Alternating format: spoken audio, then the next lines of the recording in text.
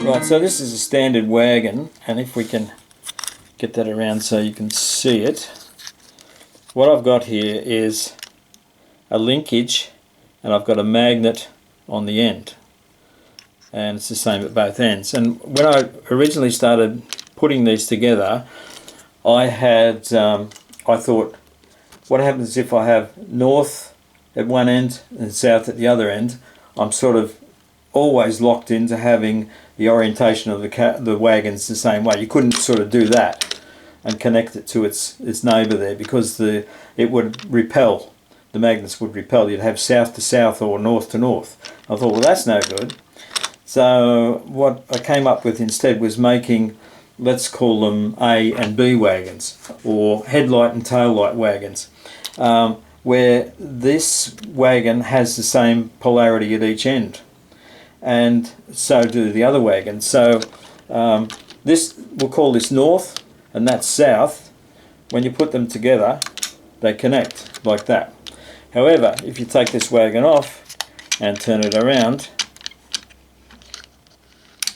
they connect just like that. So then I'm locked into a different system where I've got to make sure that I have AB, AB, AB in the way my wagons form a train, which is no real big deal. But then you've got to think about brake vans as well. So with a brake van, I was sort of thinking let's move those out of the way. With a brake van, I've decided to go one polarity, say north at the front and south at the back, because if this brake van is pulled up into a branch line terminus like it is here, when the loco comes and runs around, if the loco is set up the same way with A at the front, B at the back, it can connect onto there, or if it runs around it can connect onto there. So brake vans are set up the same as locos. Locos will be A at the front, B at the back.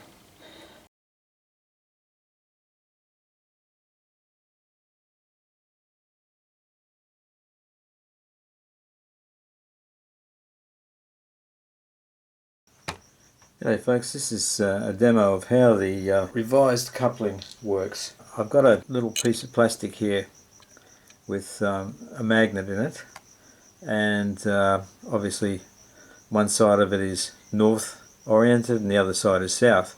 So if I bring it towards the coupling, you'll see the magnet in the coupling, whoops, move. We'll try that again. Got a bit too close there. So I'll try it again. So it's attracted to the coupling. So if I turn it round the other way, if I turn the black thing around, it will rotate to connect to it. It's very difficult to do it by hand. It's probably better to show it with the wagons. So I'll try it one more time so you can see how, and if we turn it, it rotates. Same there, it's turned over. Whoops. When you get close, it just connects.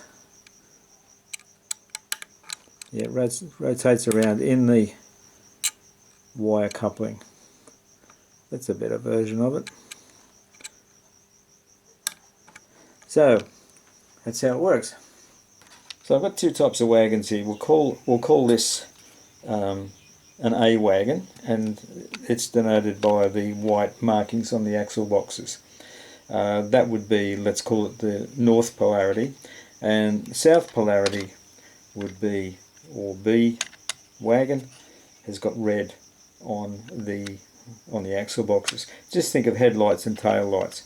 One's north, one's south. So we'll say red is south. So prior to this system, the locos were also set up in the same way, or similar way, where the front of the loco was the white and the rear of the loco, or the tender, was the red. Headlights, tail lights again. So now, ordinarily, we could not connect a tail light to a tail light because they would repel each other. But this time it connects. So then we bring in the headlight, or the A version, or the north version, and that connects as well because the magnet has rotated in the coupling. So that's how it works. It also means that if you have the rotating coupling at either end of a loco, it can connect to any wagon. You can see it's connected here to the tail light, and we'll just put on the headlight, and it's connected to that as well. So it just rotates. It also, the advantage of it is that it's got a reasonably good close coupling. If we can just zoom in on that a bit to give you an idea, that's not too bad. It's certainly better than a tension lock coupling would be. And we bring up the other wagon, it's similar, so it's reasonably close.